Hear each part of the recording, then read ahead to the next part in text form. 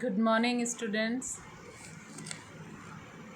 रंगों द्वारा वस्त्रों की परिसज्जा हम पढ़ रहे थे और उसमें हमने रंगों के बारे में पढ़ा था कि रंग कितने प्रकार के होते हैं। आज हम डाइंग मेथड्स के बारे में पढ़ेंगे, रंगाई विधि के बारे में पढ़ेंगे। वस्त्रों को आकर्षक बनाने के लिए रंगों का प्रयोग किया जाता है, खूबसूरती लाने के लिए रंगों का प्रयोग किया जाता है। रंग न केवल वस्त्र को सुंदरता प्रदान करते हैं बल्कि मानसिक तृप्ति, चित्त आदि को हर्ष, शांति और आँखों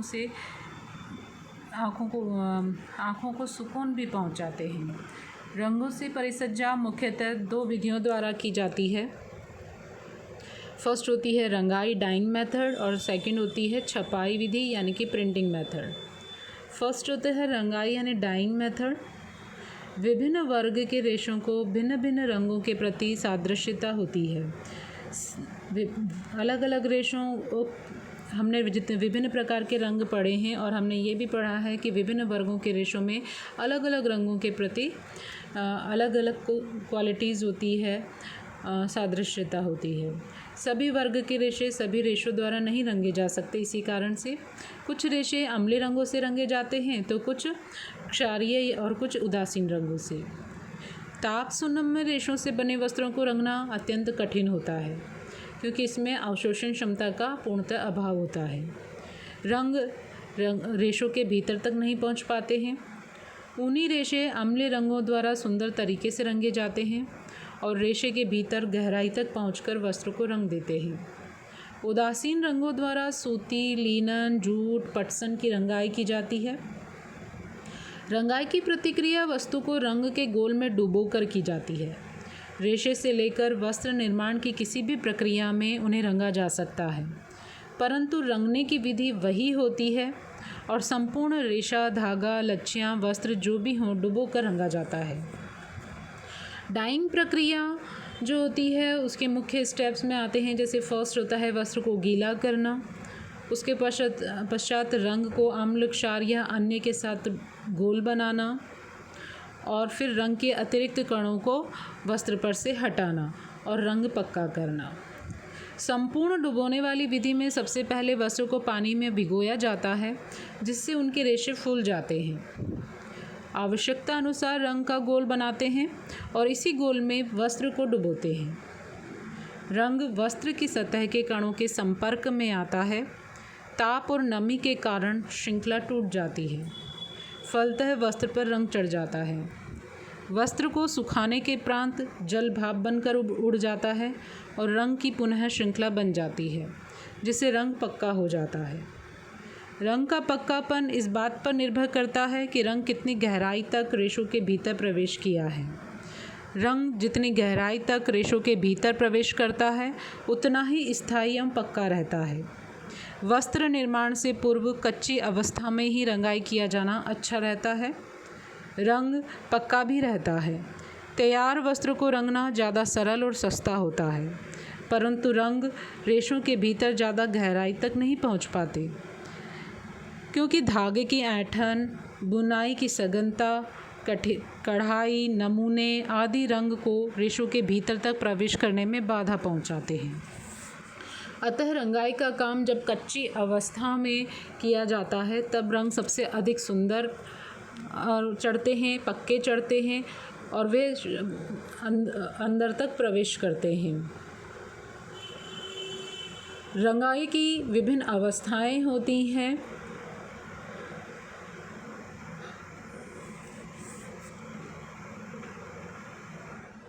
रंगाई प्रक्रिया वस्त्र निर्माण के पूर्व भी की जाती है और पश्चात भी की जाती है। रंगाई चाहे किसी भी अवस्था में की जाए, रंग का पक्कापन इस बात पर निर्भर करता है कि रेशों की रंगों के प्रति सादृश्यता क्या है, कितनी और कितनी गहराई तक रंग रेशों के भीतर प्रवेश कर सकता है। रंग की जांच के लिए धागे की ऐंठन को खोल कर देखने से रंग के पक्केपन का पता चल जाता है। रंगाई प्रक्रिया हाथ और मशीन दोनों से होती है। वस्त्र रंगने की ये 3 विभिन्न अवस्थाएं हैं। फर्स्ट है रेशों की रंगाई करना, धागे की रंगाई करना और तैयार वस्त्र की रंगाई करना। रेशों की रंगाई में वस्त्र निर्माण प्रक्रिया के पूर्व ही रेशा जो उसकी मूल इकाई होती है उसको रंग लिया जाता है।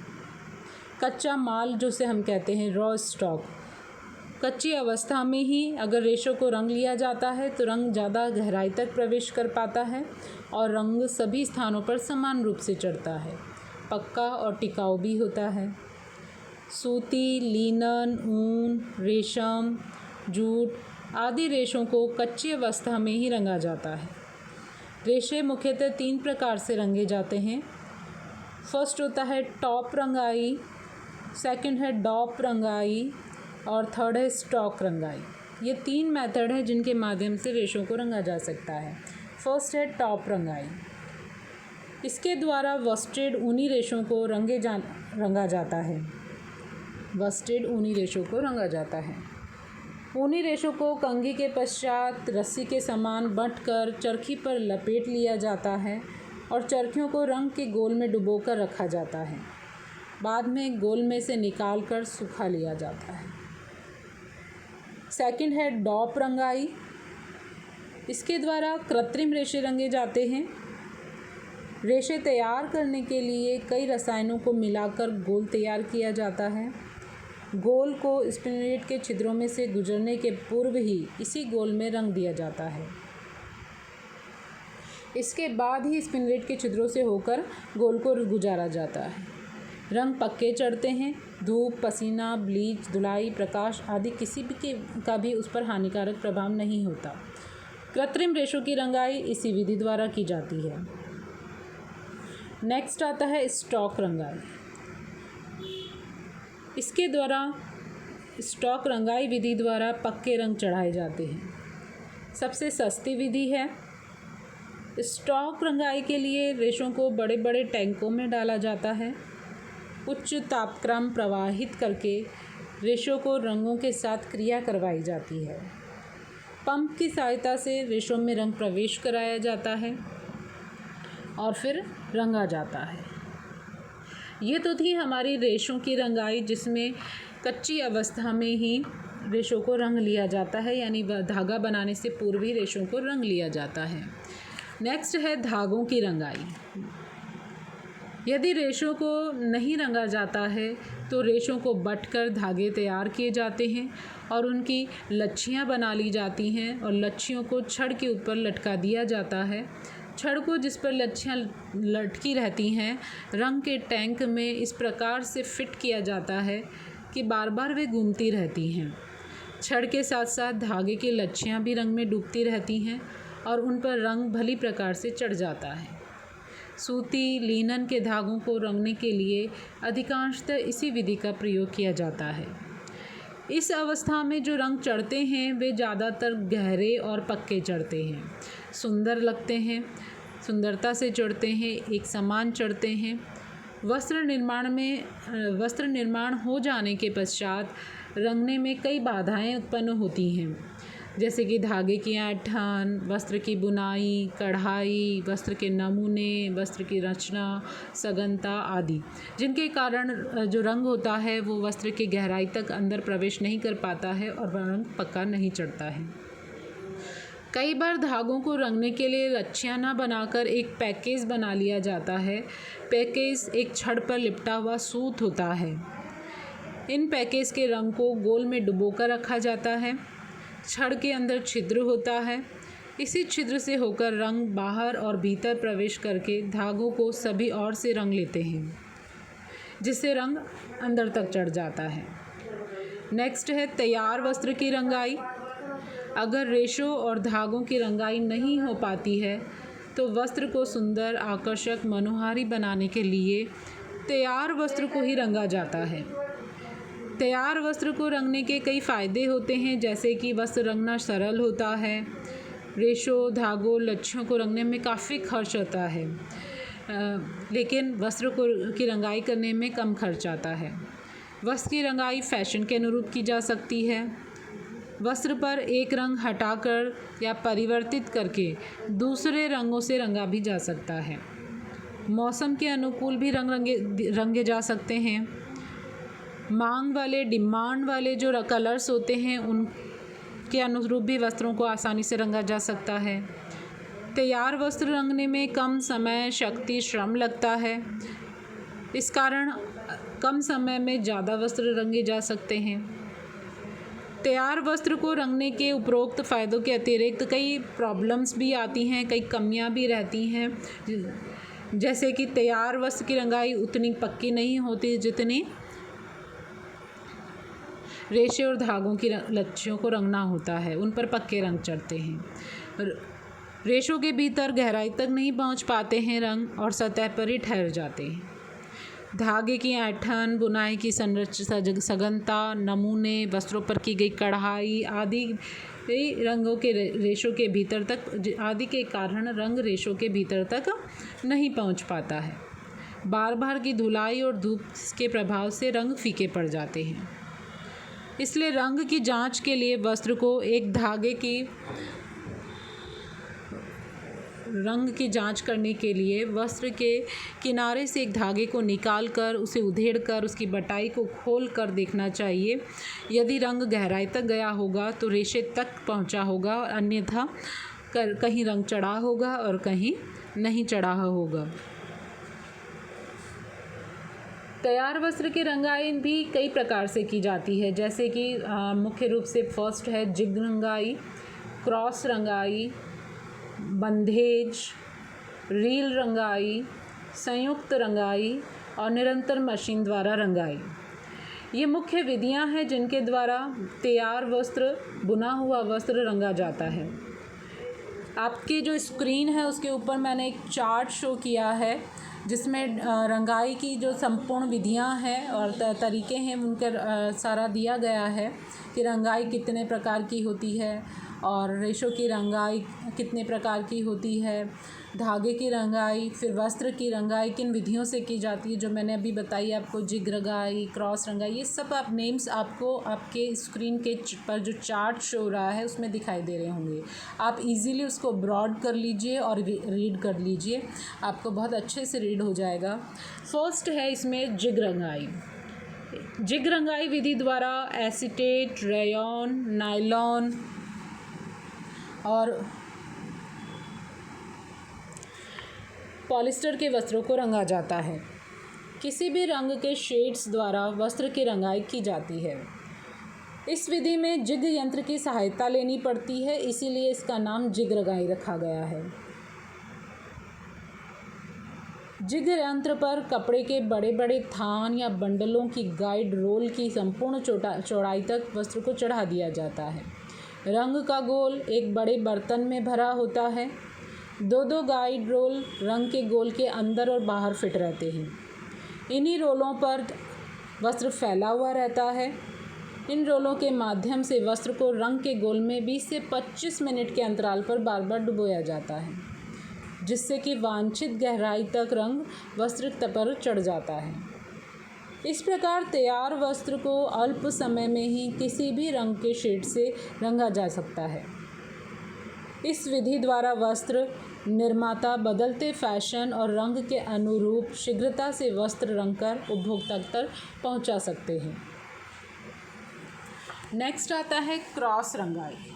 2 या 2 से अधिक रेशों से बने वस्त्रों को इस विधि के द्वारा रंगा जाता है, जैसे कॉट्स वूल, टेरिकोट, सेल्यूलोजिक रेशे, एसीटेट रेशे आदि। क्रॉस रंगाई द्वारा वस्त्र के सौंदर्य में वृद्धि की जाती है। जब 2 भिन्न रेशों से निर्मित वस्त्र को एक ही रंग के गोल में डुबोया जाता है तो विभिन्न रेशों पर विभिन्न रंग के शेड्स चढ़ जाते हैं। कभी कभी तो ऐसा होता है कि एक रेशा रंग पकड़ता है और दूसरा बिना रंग के ही यानी रंगहीन ही रह जाता है। इस प्रकार एक ही वस्त्र को विभिन्न रंगों का विभिन्न शेड्स में रंगकर सुंदर, आकर्षक, मनमोहक वस्त्र उपभोक्ता की मांग के अनुरूप बनाया जा सकता है। मिश्रित रेशों से बने वस्त्रों को कभी कभी अलग अलग रंगों में एक के बाद एक करके डाला जाता है। जैसे वस्त्र का निर्माण अगर 2 या 2 से अधिक वर्ग के रेशों से हुआ है तो 2 या 2 से अधिक रंगों में रंगा जाएगा। पृथक वर्ग के रेशे अपनी ही सादृश्यता का रंग पकड़ते हैं। दूसरे वर्ग वाले रेशे उस रंग को प्रभावित नहीं होते हैं। दूसरी बार में दूसरे रंग का प्रयोग किया जाता है। इस प्रकार विभिन्न रंगों में रंग कर वस्त्रों की सजावट आसानी से की जाती है। नेक्स्ट है बंधेज, जो कि हम सभी जानते हैं।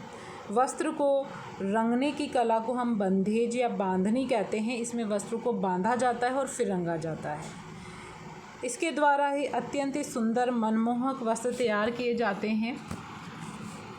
बांधकर रंगने वाली विधि में पहले वस्त्र पर नमूने बनाए जाते हैं। तत्पश्चात अंकित नमूनों को कसकर बांध दिया जाता है ताकि उसके भीतर रंग प्रवेश नहीं कर पा सके और शेष स्थानों पर रंग चढ़ जाए। नमूने के अनुसार उन्हें 2 या 2 से अधिक रंगों में रंगा जाता है। बंधेज राजस्थान और काठियावाड़ क्षेत्र का प्रसिद्ध कला है।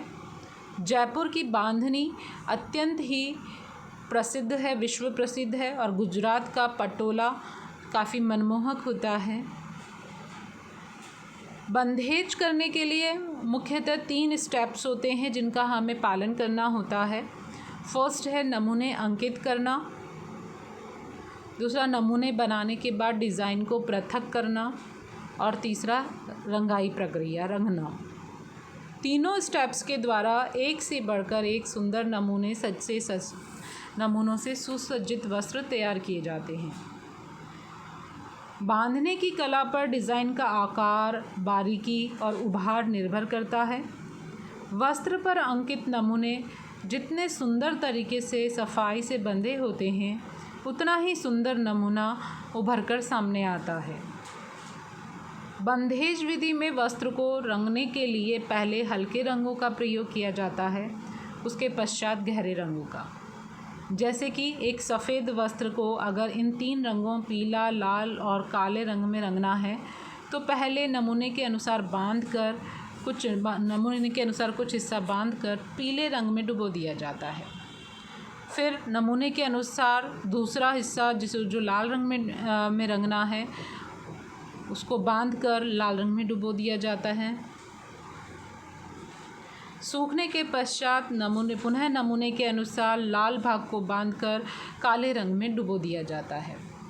छाया में सूखने के बाद धागे को खोल दिए जाते हैं और वस्त्र जो होता है वो 4 रंगों से मिला जुला अत्यंत ही आकर्षक, सुंदर, मनोहारी तैयार होता है। वस्त्र को छाया में ही सुखाना होता है, अन्यथा वस्त्र का जो रंग होता है वो उसकी चमक खराब हो जाती है और रंग फीका पड़ जाता है। नेक्स्ट विधि आती है रील रंगाई। रील रंगाई अत्यंत ही पुरानी और प्रचलित विधि है। इस विधि में पहले वस्त्र के दोनों सिरों को सिल दिया जाता है। उसके बाद उसे रील में डालकर रील को माध्यम बनाकर रंग के गोल में बार बार डाला जाता है। इससे रंग वस्त्र पर चढ़ जाता है। रंग को रेशों के भीतर गहराई तक प्रवेश कराने के लिए कुछ समय तक डुबोकर रखा जाता है। हल्के वजन के वस्त्रों के लिए रील रंगाई सबसे उत्तम विधि मानी जाती है। नेक्स्ट आती है संयुक्त रंगाई। विभिन्न वर्ग के रेशों से बने वस्त्रों को अगर एक ही रंग में रंगना हो तो संयुक्त रंगाई विधि का प्रयोग किया जाता है। इस विधि में संपूर्ण वस्त्र पर एक समान रंग चढ़ाने के लिए रंगों का एक जैसा मिश्रित गोल बनाया जाता है, जिसका सभी रेशों पर एक समान प्रभाव पड़ता है। रंग के गोल में उन्हीं डाइज यानी रंजकों को नियंत्रित मात्रा में मिलाया जाता है जिनका इन रेशों के साथ गहरा सादृश्य होता है। वस्त्र को उन्हीं रंगों के गोल में डुबोने से एक समान रंग पृथक वर्ग के रेशों पर चढ़ता है और समान रंग के वस्त्र का निर्माण होता है। परंतु यह कार्य अत्यंत ही निपुणता के साथ होना चाहिए। अतः निपुण व्यक्ति ही इस कार्य को कुशलता पूर्वक कर पाते हैं। इसके लिए काफ़ी प्रशिक्षित कारीगरों द्वारा यह कार्य संपन्न किए जाते हैं। निरंतर मशीन द्वारा रंगाई। नेक्स्ट है निरंतर मशीन द्वारा रंगाई। अधिक लंबे और बड़े वस्त्रों को रंगने के लिए मशीन का प्रयोग किया जाता है। इस विधि में रंगने के लिए अलग अलग डब्बों का प्रयोग किया जाता है। वस्त्र भिगोना, रंगना, निचोड़ना आदि प्रक्रियाएं अलग अलग टबों में अलग अलग रोलरों के माध्यम से संपन्न होती हैं। मशीन द्वारा वस्त्र रंगने से लेकर सुखाने तक की जो क्रियाएं होती हैं वे सब स्वतः ही होती हैं, ऑटोमेटिक होती हैं। इसलिए समय, शक्ति और श्रम की बचत होती है इस विधि में।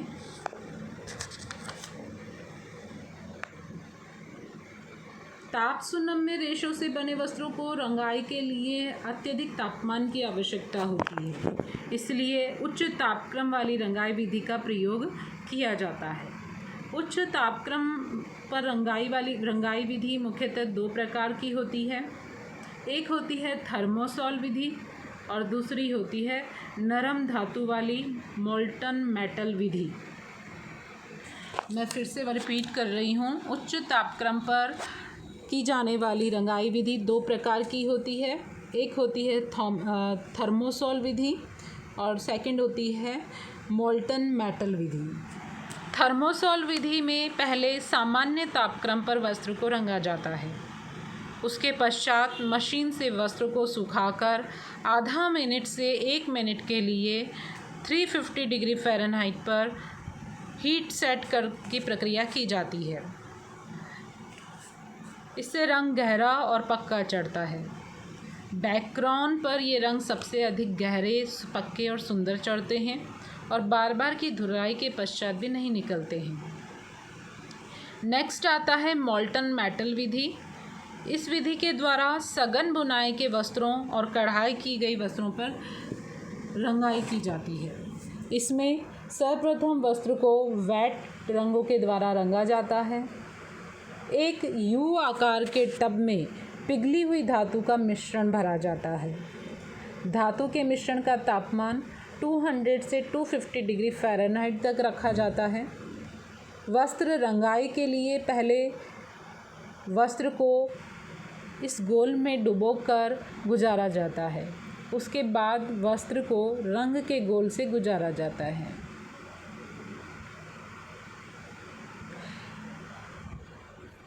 जिससे कि धातु हट जाती है। वस्त्र पर ऑक्सीकारक और धोने की प्रक्रियाएं की जाती हैं इसके पश्चात, और वस्त्र पर सुंदर तरीके से रंग चढ़ जाता है। इस प्रकार चढ़ाया गया रंग पक्का होता है। तो ये मुख्य विधियां हैं जिनके द्वारा रंगाई की प्रक्रिया संपन्न की जाती है। रेशों के वर्ग के अनुरूप और उन पर कौन से रंग चढ़ेंगे, तो रंग के प्रकार के अनुरूप रंगाई विधियों का चयन किया जाता है। चलिए नेक्स्ट क्लास में हम छपाई यानी प्रिंटिंग प्रक्रिया पढ़ेंगे।